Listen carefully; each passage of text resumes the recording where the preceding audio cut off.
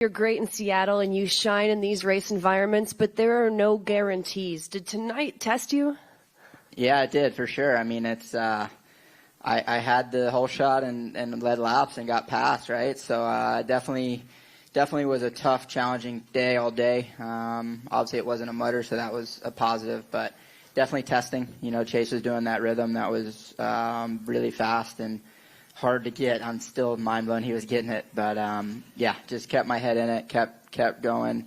Obviously, lappers you never know what can happen there, and mistakes and just getting around the track. But there late, I felt like we were pushing, a limit that was gnarly. It was gnarly, and I think the pace this year was even higher than last year, which is crazy. It was, like Coop said, we were pushing the limits. I was getting that rhythm, which was helping me a lot, and he was better than me in all the tight stuff, like after the triple. So it was kind of a cat and mouse kind of thing, and there was like some places, like you said, like after the finish line, you couldn't.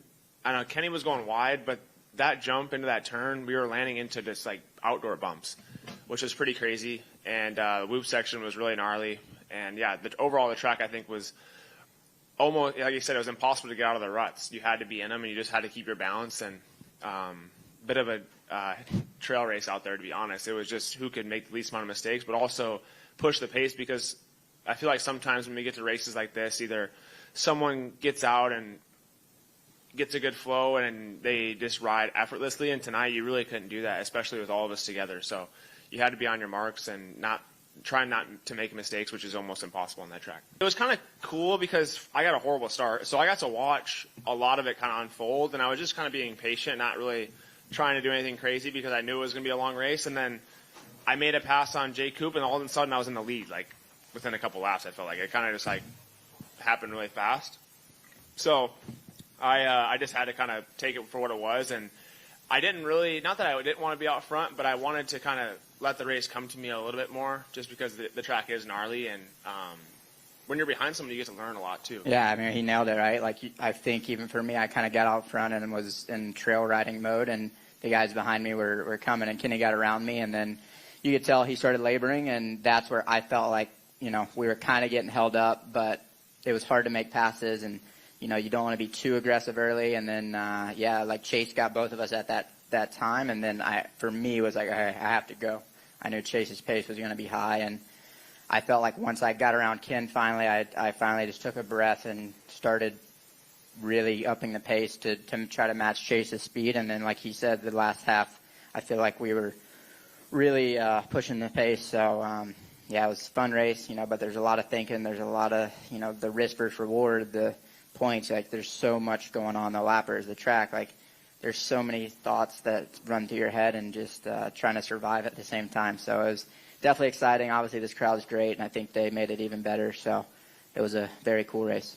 When you're in second, you learn a lot from where the guy's going, and then once you're out front, the track changes so much that you don't really know if your line's the fastest. Like, you can I can hear where Cooper's at, and I know kind of what to do, but when lines change, it's harder for you to make more decisions out front. Just, you don't want to leave the door open. You don't want to do anything stupid. So being in second, obviously, it's not where you want to be, but it is in a race like this. It can help you. So, and I think even when I got into the second, or when he passed me, towards the end, it was almost like you could really surge and kind of make your choices on where you wanted to go fast. And I clipped that 3 last lap. I wanted to go 3 on and make it a closer race, obviously, but I missed it. And yeah, it was almost same as last year, just a left-hand turn instead of a right. So, yeah, it was a good race. Honestly, I got second, and it's a bummer, but it was a really good ride between both of us. I don't think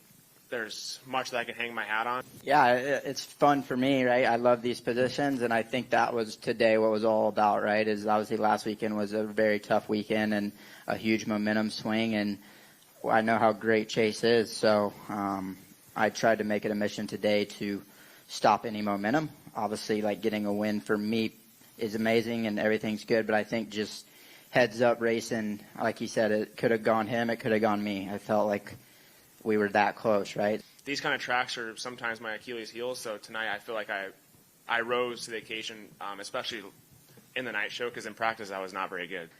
pre-Birmingham, life was really good, and then it gets cut in half. So I think, like I said, the narrative shifted. And I don't want to use the word disrespect, but it was almost like, oh, man, you know, Coop's struggling, and Chase has stepped it up. Like, he's in a hot seat now, which is rightfully so. Like I said, the last weekend was last weekend, but I put an emphasis on this week to really get back to work and prove a point this weekend. And as we saw, the conditions were insane. So, I mean, you couldn't really everything we did during the week as far as like working on what we need to work on and roll speed and this and that kind of went out the window with the conditions. But with that being said, you knew what you were going to get here. And once again, I felt like I struggled a little bit. I was great in first practice, felt amazing, and then it kind of went downhill a little bit from there. I was a bit off after that. So to line up in the main event and kind of put myself back in a position to run the pace to potentially win and then win was, like I said, huge for me and confidence-wise, and just to,